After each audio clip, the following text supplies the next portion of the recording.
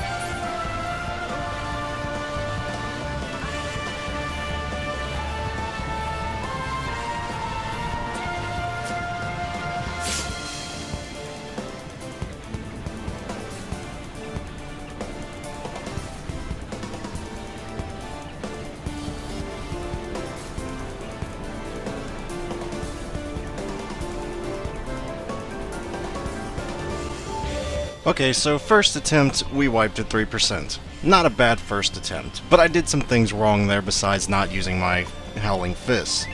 Okay, first off, what happens is, you probably noticed during certain points of the fight, I ran and hid behind some of the rocks. That's a key mechanic in this, and if you're a tank, what you want to do is tank her far away from it. Bring her all the way back toward that rock back there. And as a DPS, your job is, when the plumes spawn, or whatever they're called, your job is to kill them as fast as you can, except arguably on the last set. The last set, I think if I'd actually been focusing the boss, we might have actually killed it. Whoopsie. Don't tell anybody, that was my fault. It was a nice thing because the Black Mage took the fall, even though I knew in my heart of hearts it was my fault. I split DPS. But the mechanics for this fight are, the bigger the rocks are, though not the one she's looking at, the ones behind her, the ones we hid behind, the bigger they are, the better you are. Because they're the ones that protect you during her big attacks in the beginning of the fight. Like this. If you don't hide behind a rock, like I almost didn't here because I'm stupid, I probably would have died there. Make sure you hide behind a rock like this. It may seem cowardly, but it's the way you're going to survive. So, now that that's out of the way, that's one key mechanic. You got to make sure you don't flub up, because if you do, the consequences can be dire, and bless that white mage. Holy is awesome right there. You know, it really helps out my monk terrible AoE DPS until I get perfect balance. So beyond that, is there anything else I messed up? Yes, I messed up my rotation quite a few times. You'll see me accidentally use True Strike, twice in a row, or Twin Snakes twice in a row. And I'm just going to tell you the reason is because I was nervous. It was my first time through this frickin' place. I had no idea what I was trying to adapt, and multitasking is not something I'm especially great at. But for here, well, to be honest, I'm just going off conjecture. I'm assuming you probably have to hide from this too, but actually, now that I look at it, you probably don't. But make sure you kill these plumes. It sucks if you're a melee like me, but you gotta try and make an effort. Hopefully the other DPS is gonna try and make the effort too. It's really nice if you have a black mage that knows how to AoE worth a crap.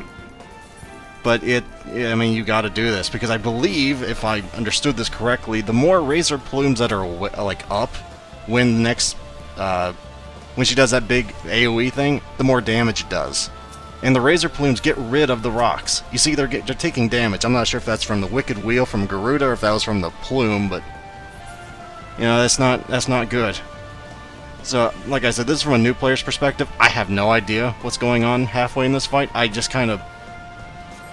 Well, we're in the second phase of it again, but I was trying to use Fists of Earth to try and mitigate, my healers need to heal me. I was trying to be a good DPS, but, when you're learning a fight and you're panicking a little bit like I was here this whole fight, it's, you're not going to do optimal DPS.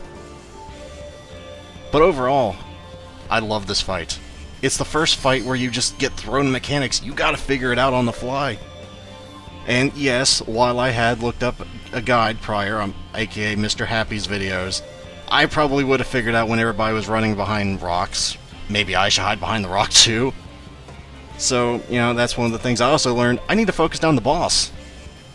And not just go playing, Exterminator. I don't want to be just the ad guy. I'm a monk, darn it. I'm supposed to be on the boss, right?